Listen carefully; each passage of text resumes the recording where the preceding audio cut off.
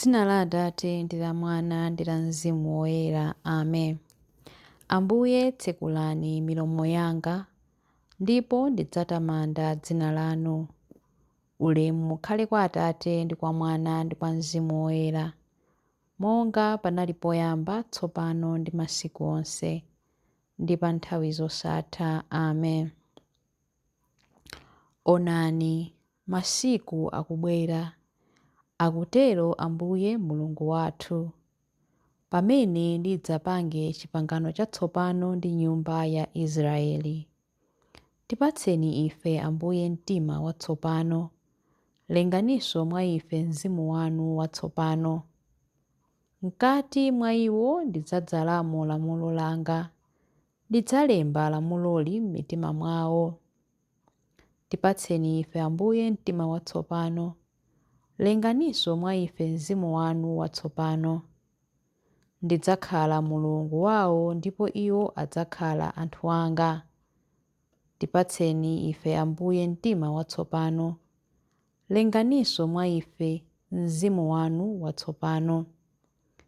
Pa zofowoka zawo ndidzawakhululukira, sindidzakumbukiranso machimo awo. Tipatseni ife Ambuye mtima watsopano, lenganinso mwa ife mzimu wanu watsopano. Ulemu ukhale kwa Atate ndi kwa Mwana ndi kwa Mzimu Woyera, monga panali poyamba, tsopano ndi masiku onse, ndi pa nthawi zosatha. Amen. Chilimbi 1.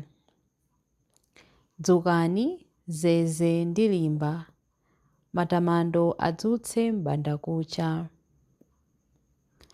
Mundichitire chifundo, Inu Mulungu, mundichitire chifundo, popeza mtima wanga ukudalira Inu. Ndidzathawira pansi pa mapiko anu mpaka chiwonongeko chitandipitirira. Ndikulirira Mulungu wopambana zonse, Mulungu amene amandichitiradi zonse zimene walonjeza. Mulungu adzandiyankha ali kumwamba, ndipo adzandipulumutsa. Iye adzasokoneza amene andipondereza, adzaonetsa chikondi chake chosasinthika, adzaonetsa kukhulupirika kwake. Ndimagona pakati pa anthu olusa amene ali ngati mikango. Mano awo ali ngati mikondo ndi mivi, lilime lawo lili ngati lupanga lakuthwa. Inu Mulungu, onetsani ukulu wanu kumwambamwamba, walitsani ulemerero wanu pa dziko lonse lapansi. Iwo aja adatchera mapazi anga ukonde, mtima wanga umavutika kwambiri. Akumba mbuna m'njira yanga, koma agweramo okha. Inu Mulungu, mtima wanga wakonzeka, ndithu mtima wanga wakonzekadi. Ndidzayimba nyimbo yake yotamanda. Lumpha iwe mtima wanga, inu zeze ndi pangwe tiyeni lirani. Ndidzadzutsa dzuwa ndi nyimbo zanga. Ndidzakuthokozani Inu chauta pakati pa mitundu ya anthu. Ndidzayimba nyimbo zokutamandani pakati pa anthu a mayiko onse. Pakuti chikondi chanu chosasinthika n'chachikulu, chofika mpaka mlengalenga. Kukhulupirika kwanu kumafika mpaka ku mitambo. Inu Mulungu, onetsani ukulu wanu mu mlengalenga monse, wanditsani ulemerero wanu pa dziko lonse lapansi.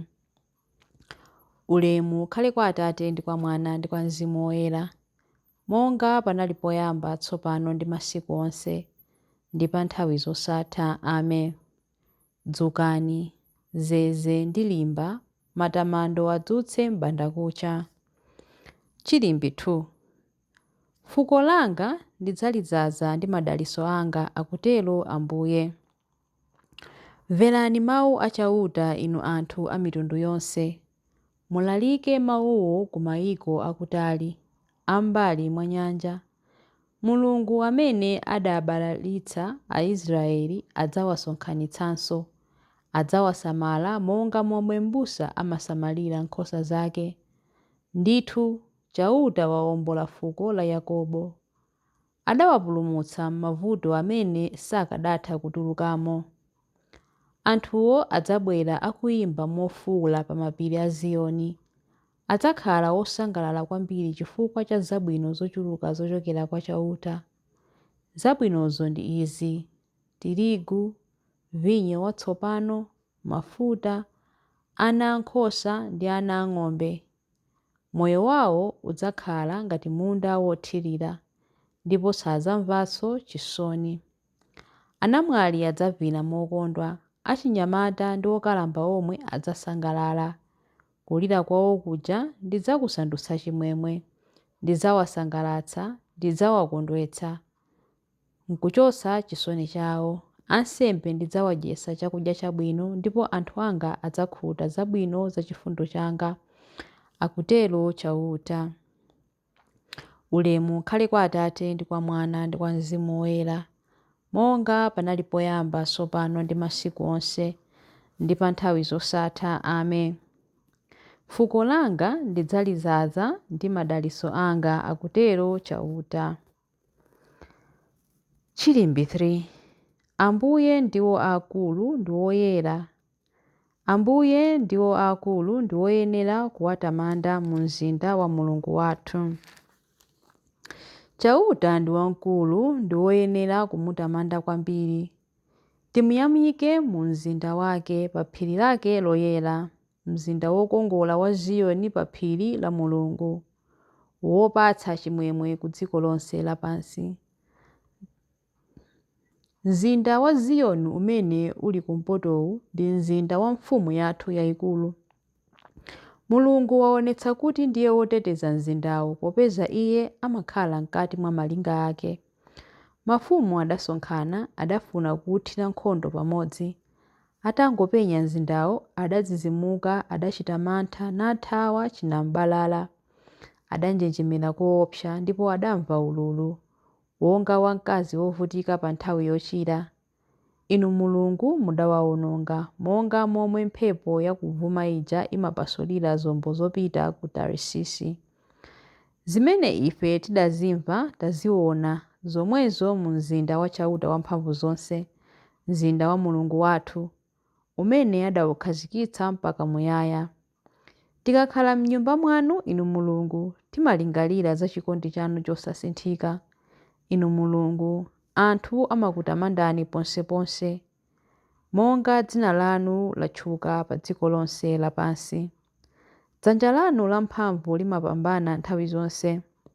Anthu okhala mu Ziyoni akondwe, a ku Yuda asangalale chifukwa cha kuweruzidwa kwanu kolungama.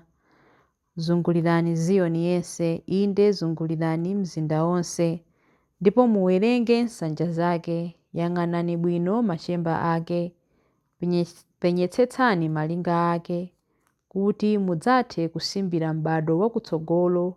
Mudzati, Mulungu wathu ndi wotere, ndi Mulungu wathu kuyambira muyaya mpaka muyaya.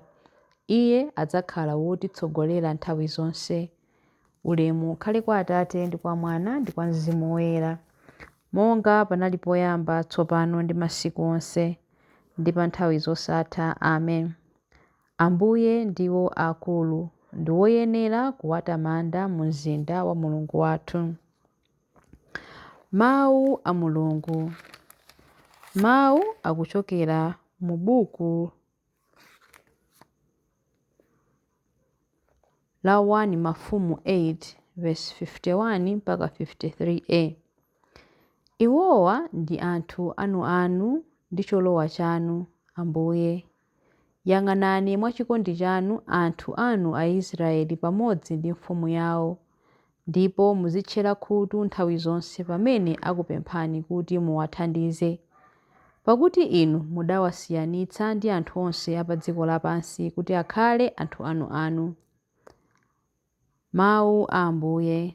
Tithokoze Mulungu. Chiyankho. Mulungu mwini adzandipulumutsa ku msampha wa mlenje. Mulungu mwini adzandipulumutsa ku msampha wa mlenje. Kwa iwo amene angathe kunditchera ndi mawu awo onyenga, ndi ku msampha wa mlenje. Ulemu ukhale kwa Atate ndi kwa Mwana ndi kwa Mzimu Woyera. Mulungu mwini adzandipulumutsa ku msampha wa mlenje. Chilimbi cha nyimbo ya Zakariya. Tsono ngati inu kuyipa kwanuku mumadziwa kupatsa ana anu mphatso zabwino, nanji Atate anu amene ali kumwamba angalephere bwanji kupereka zinthu zabwino kwa amene amawapempha. Adalitsike Ambuye Mulungu wa Israeli, wadzayendera anthu ake ndi kuwawombola. Watiukitsira ife mpulumutsi wamphamvu, nyumba ya Davide mtumiki wake, monga adalonjezera ndi milomo ya anthu oyera, iwo amene adali aneneri pa nthawi yakale. Mpulumutsi amene adzatimasula ife kwa adani athu, kumanja a onse amene amadana nafe. Choncho chikondi chake pa makolo athu chakwaniritsidwa, ndiponso pangano chake choyera chakumbukiridwa. Adalumbira kwa Abrahamu Atate athu kuti adzatilola ndi ufulu kumantha ndi kupulumutsidwa m'manja mwa adani athu, kuti tithe kumutumikira Iye nkuyera ndi mwachilungamo masiku onse a moyo wathu pamaso pake. Kwa iwe mwana wang'ono udzayitanidwa mneneri wa Mulungu wammwambamwamba.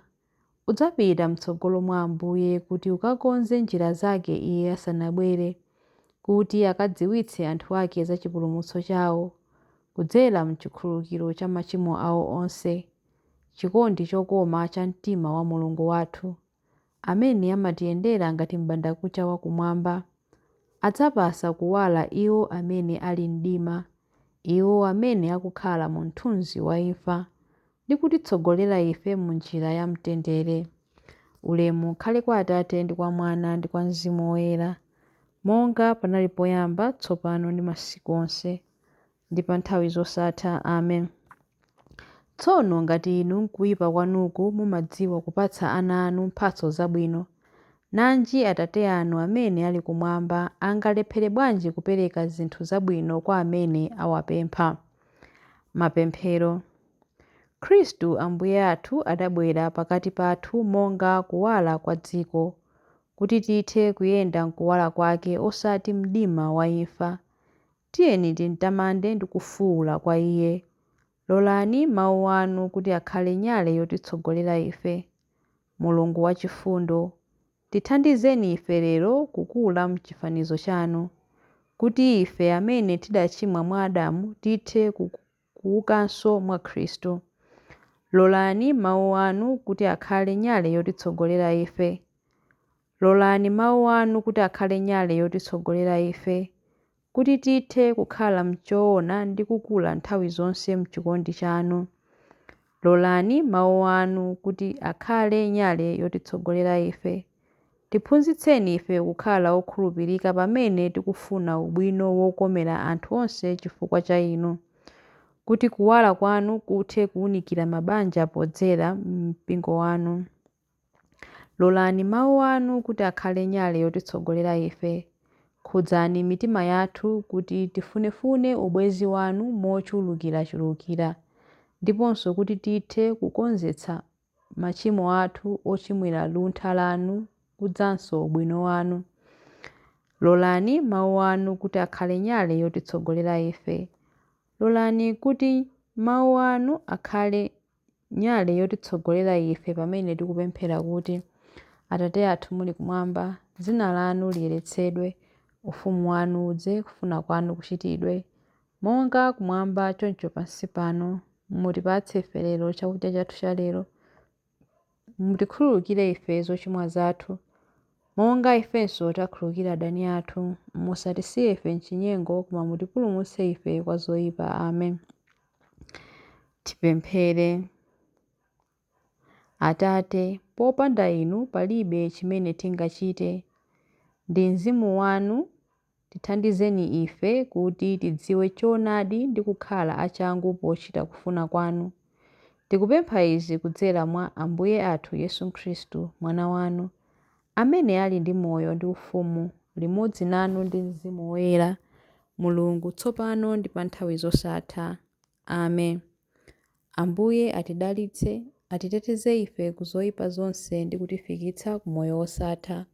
Amen. Dzina la Atate ndi la Mwana ndi la Mzimu Woyera. Amen.